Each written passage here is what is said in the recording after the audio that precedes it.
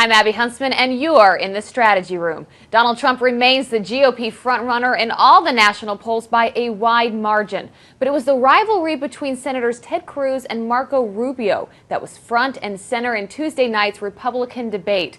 Both White House hopefuls, who are now close in the polls, are trying to convince voters they have the credentials to grow the economy and defend U.S. national security. Here with reaction are Democratic strategist Joe Lestingi and Republican strategist Ron Bonjean. Thank you both for being with us. We appreciate it. Thanks for having us. Ron, I'll start with you. We were all waiting to see who would go back and forth in the debate last night. Did this matchup between Rubio and Cruz come as any surprise to you? And who do you think came out on top of that matchup? Well, I compare it to a Las Vegas prize fight. I think it did live up to expectations.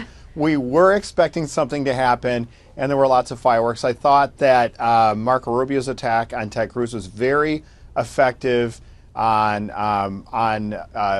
fighting ISIS, in the fact that that Cruz voted for reforming NSA programs and getting away with the old one was very good. I also thought Cruz's attack on Rubio was pretty effective too, on the fact that he has supported legalization of undocumented immigrants in the past as well. I thought both walked away with some wins here. And Joe, it seemed that both senators tried to use their Senate records as a way to attack the other one. Yep. Question is, though, do voters really care about how these senators voted on Capitol Hill? Is that even relatable to the American voter? No, and Governor Christie did a great job on that front, because right as soon as their little scrap was done, he jumped in and was like, my eyes are glazed over. That was a great soundbite for him, and just like most of America, right? Like, we don't care what you guys do in that chamber. But here's the problem that they have, that you can't run away from your votes. And this is why, if you look at the history of the United States, senators transitioning into these executive offices is tough, because they have this voting record that they've got to try to explain. And as Ron, I think, will agree with me, rule number one in our business: if you're explaining, you're losing.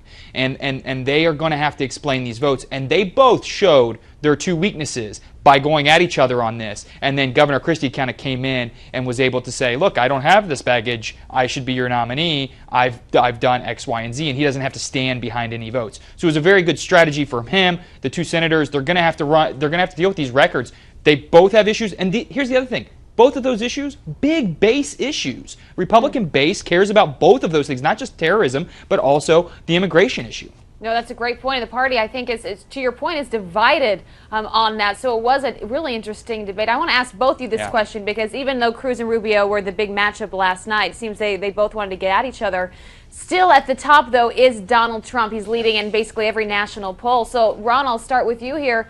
What has to happen for that to change, for someone like Rubio or Cruz to become the actual front runner?